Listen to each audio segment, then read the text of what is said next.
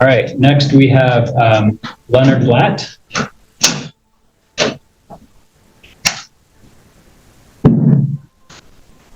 Morning, Mr. Blatt. Morning, pleasure to be here. Mr. Blatt, you filed various motions to dismiss the driving suspended license third degree against you.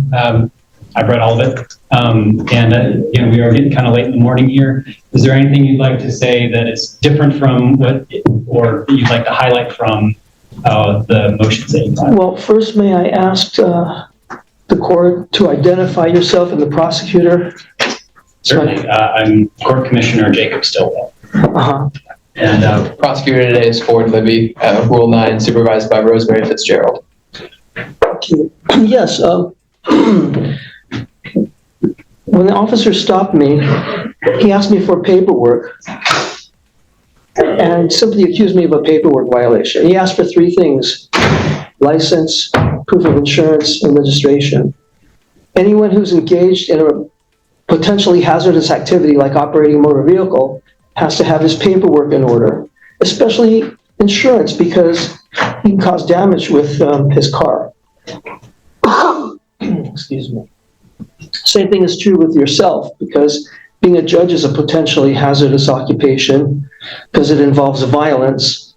No one can be put in a jail cell without unwanted touching, and a lot of damage can come to people if a judge does something wrong. And as a person who has been through a family court and witnessed how unprofessional and out of control the judiciary is here in Washington, and I think you know that the reputation of the legal system in Washington is very bad. I mean, even at one point, the federal government had to come in and supervise and babysit the police because they weren't being controlled. So I'm going to just try to frame what I'm looking for. Because again, I did read what you briefed, and so maybe it would be helpful if I outline my thinking here. I'll give you a chance to respond. I'll give the chance for the city of Tumwater as well to weigh in here. But let me just kind of start where I'm at. That sounds good. Sure. Okay. All right, because I know a lot of your arguments are sort of based on sort of overall authority to enforce these laws against you. So I'll sort of start there. The Revised Code of Washington, which is the state legal code that is applicable here to criminal offenses related to driver's license, it provides that RCW 4620-342 that it's unlawful for anyone to drive a motor vehicle in the state while the person has a suspended or revoked driver's license. The allegations against you is that you were driving a motor vehicle on a public road with a suspended driver's license. Now, those are still allegations against you. That hasn't been proven. But the city of Tumwater is within its authority to pursue that prosecution because you were allegedly driving a car with a suspended license. And so I know you've raised a number of concerns around that. One of them being, right to travel. You do have the right to travel. You don't have a right in any particular mode of travel. So driving a car does trigger certain legal requirements. Excuse me. I've been in this court already, I think this is the fifth time, and each time I've heard the judge make the arguments that the prosecutor is supposed to make. In other words, the judge has been prosecuting. May I get back on track, because I was making a point. I was heading toward a point when you asked to interject. Sure. Okay, so we need to take care of some preliminary matters first. Just as I had to produce paperwork when an officer saw me, what he believed to be engaged in privileged activity, you need your paperwork in order too, and I just need to verify that your paperwork is in order. I am eager to argue my motions, and I'm eager to hear the prosecutor's response, but first we need to know if you have your license to operate, which is your oath of office. That's analogous to a driver's license. It's because nobody has a right to be a judge, it's a privilege. And also your bond, your official bond through a surety company is analogous to an insurance for a driver. Because if I'm injured in the course of these proceedings, I need to know that I can be compensated. So you are welcome to file a public records request asking for any documentation around my my authority as the court commissioner or anyone else's. Right, and I couldn't do that because I didn't know who would appear today as a judge. I mean, I asked before and I couldn't get a clear answer. Also, your bond is supposed to be filed with the county clerk. And with your permission, I mean, I want to make it easy for you. Don't want to make you produce it for me. I could go around the corner to the same building here and verify that your bond is filed with sufficient sureties. So we're not going to do that today for relevancy purposes here, because what's relevant here is not anything related to me. It's related to allegations against you driving. It absolutely is relevant to you because it's all about whether you have jurisdiction, and you don't have jurisdiction without your oath of office timely filed and a bond with sufficient sureties. And I have a pocket brief here that I'll give you the court and a copy to the prosecutor to show you. I'm going to stop you again, and I don't mean to interrupt here, but you have the opportunity to look at those documents. If you're able to find documents in any way, indicating that we don't have the proper authority or to operate as a court in this case, you're welcome to get those documents and present them. But we're not, during the course of the prosecution, going to chase down every indication without any supported evidence that something's amiss here. So if you have something through a public records request, you're able to bring it. But we're not going to chase down all of those arguments as they pop up. We're not going to play whack-a-mole necessarily with arguments being made without evidence. So if I've told the officer who stopped me that I have a driver's license, I have insurance, trust me, it's your job to go look for it, not mine to produce it. What do you think he would have done? Well, I don't know. I wasn't there. Well, we all know what he would have done. He would have said, that don't cut it. So these are all comments that you made in your briefing. So I'm going to, again, remind you, I've read those arguments that you made. I'm going to give a copy of my pocket brief showing that the judge and prosecutor both require bonding and insurance. And with your permission, and if you have evidence that there hasn't been proper bonding, you can certainly I'm recommend. well, that's my evidence, my testimony here. Right. Well, you're not alleging it hasn't happened. I am alleging it hasn't happened. Whatever. I am alleging that. Whatever. With your permission, I'll give the court a copy of the pocket brief I just gave to the prosecutor. Sure. But then I'm going to turn it over to the prosecutor to have an opportunity to respond. Isn't it my turn to present my motions? Yes, and you have, and you. No, I have not. You have. You've provided written motions. You've been given some time to sort of summarize what your arguments are here. So we also want to hear from both sides. I need to make a statement for the record so the appellate court can understand. Well, it's 11:33. You got till 11:40. And I'm going to turn it over to the city time. Well, if the prosecutor wants you to take 3 months out of my life, you have to give me enough time because the taxpayers are going to pay for this. You see, when the officer first stopped me, it was mistakenly thought that I would pay the $66 fine or however how much it is. And what's going to happen is the opposite. The plaintiff is going to house me, clothe me, feed me, take care of all my needs, medical needs and everything, and I'll get to watch television. I love to watch television, and I love to kick back and relax. And that's what's ultimately going to happen, but we're going to go through due process first. I won't be denied due process. So every district judge, this is RCW 3.34.080, every district judge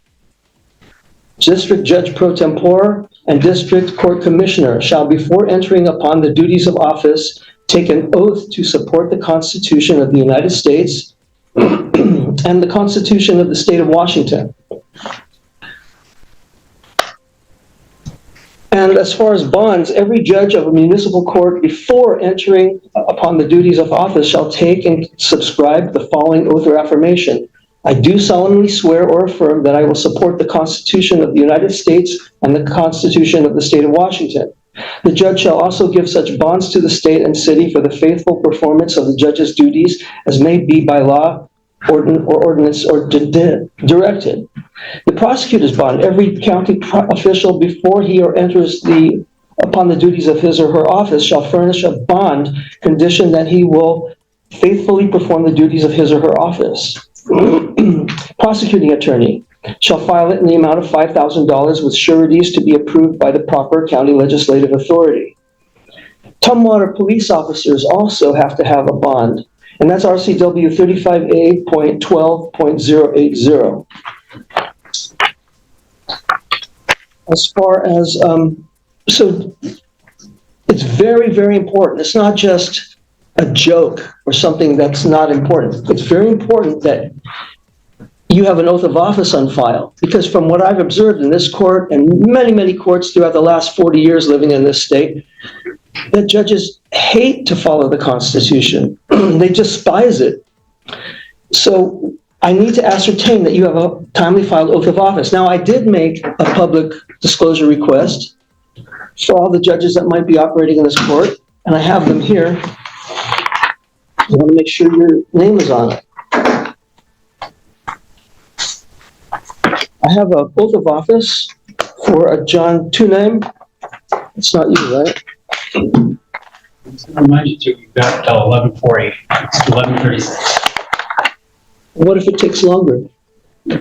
Because sir, I'm telling you again, I've read what you've written, and you're frankly not making arguments that are relevant to your prosecution. You're allowed to speak, but unless if you have evidence and if you have evidence there that you wanted to present to the court, you should look at it beforehand and then make an allegation. I did. Well, you're reading through the response to your Public Records Act. You said I should make a public disclosure request for your oath of office and bond, and that's what I've done.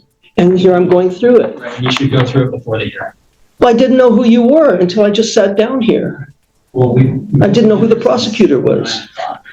Your Honor, I don't want to belabor the point, but just to make sure that we're being as effective as possible here, this just falls outside of the scope of today's hearing. I know. No, it does not, because my brief addresses the importance of obeying the Constitution of the United States and the state of Washington. And I can tell you, I have my oath of office.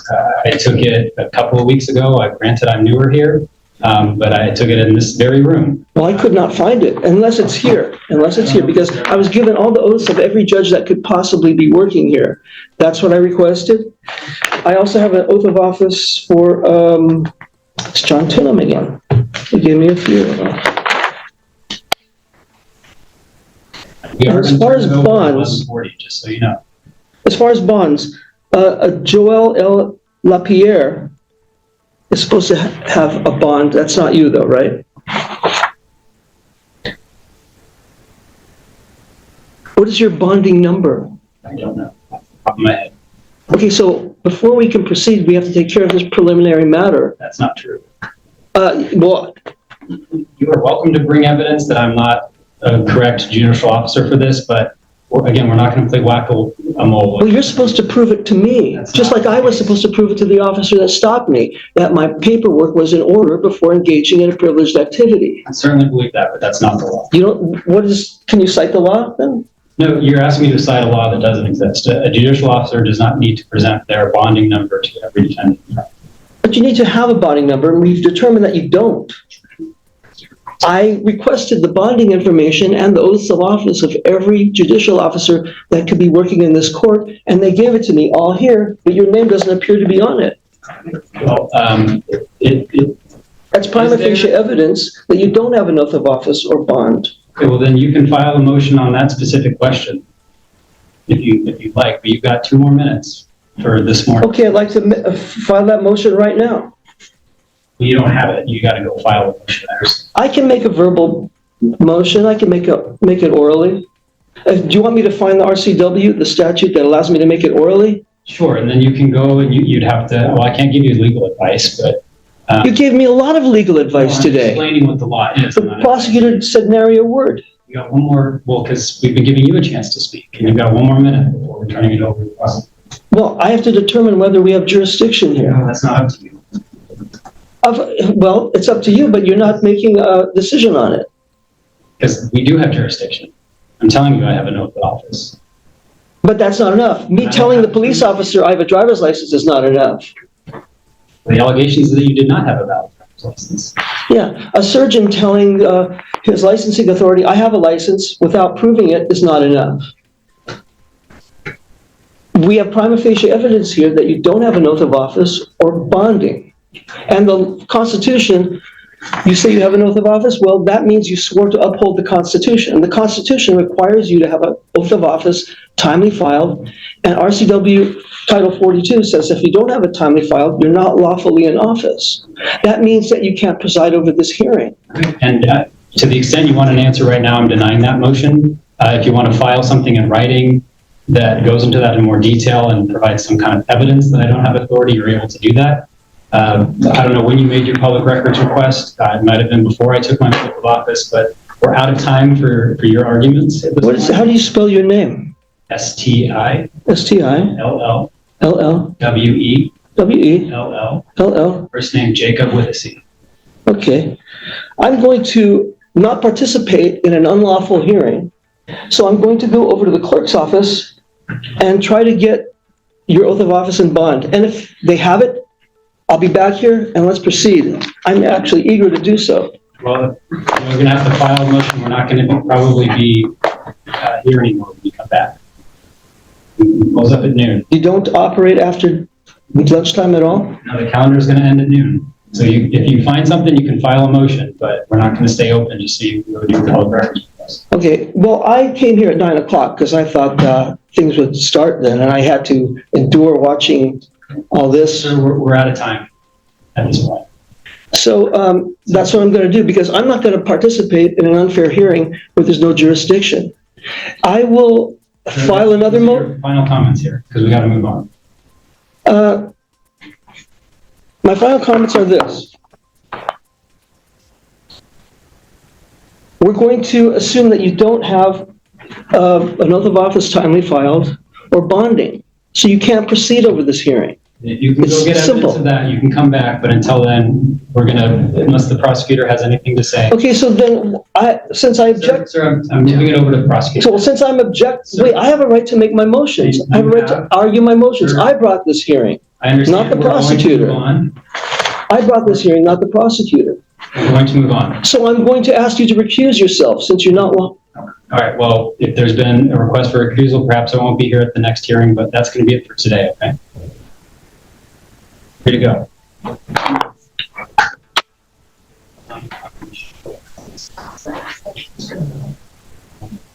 Well, sir, we're also here set for trial confirmation. You have a jury trial set. I haven't even answered the plea yet. Well, you don't have to. I mean, the state is moving forward. Probable cause has been found. You've elected to represent yourself against... I am myself. I don't represent myself. I am myself. Well, are you ready to proceed to trial on November 17th? First, I have to be advised of the nature and cause of action and enter a plea. And I have to verify that the judge, which keeps rotating, is lawfully in office. I mean, I'm not trying to throw monkey wrenches in this or anything or give you a hard time. I'm just trying to require due process. You were arraigned on June 26, 2023. Determination of probable cause was found. Your Honor, just to respond. Well, you said I'm free to leave, and you're not lawfully in office, so I'm going to leave. Well, Your Honor, if the defendant's going to walk out,